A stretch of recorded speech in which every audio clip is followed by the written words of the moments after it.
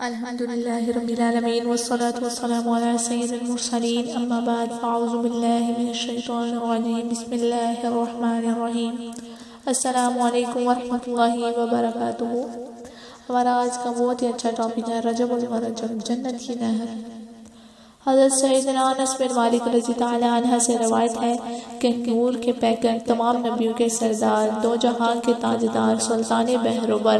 نے ارشاد فرمایا، جنت میں ایک نہر ہے جسے رجب کہا جاتا ہے، جو دودھ سے زیادہ سفید اور شہد سے زیادہ میٹھی ہے۔ تو جو کوئی رجب کا ایک روزہ رکھے تو اللہ عز و جل اس سے نہر سے سریاب کر دے گا۔ صلو علی الحبیب صلی اللہ تعالی علی محمد۔ جنت کا محل حضرت سیدنا ابو قلابہ رضی اللہ عنہ فرماتے ہیں کہ رجب کا روزہ داروں کے لیے جنت میں ایک محل ہے۔ 27ویں شب کی فضیلت،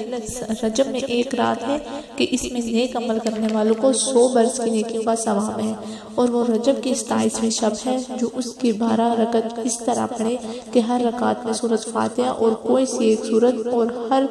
2 رکعت پر التحیات پڑھے اور 12 پوری ہونے پر سلام پھیرے۔ اس کے بعد 100 بار یہ پڑھے، سبحان اللہ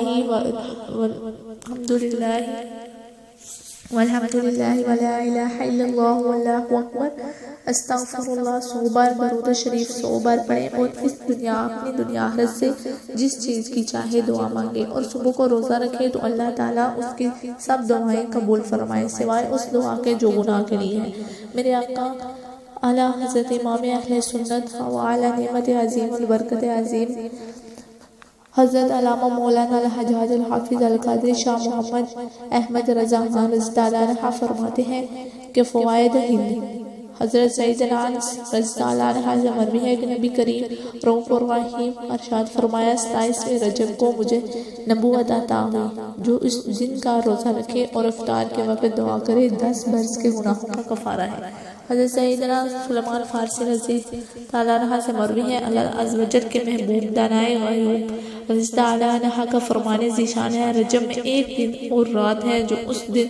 رات رکھے، روزہ رکھے اور رات کو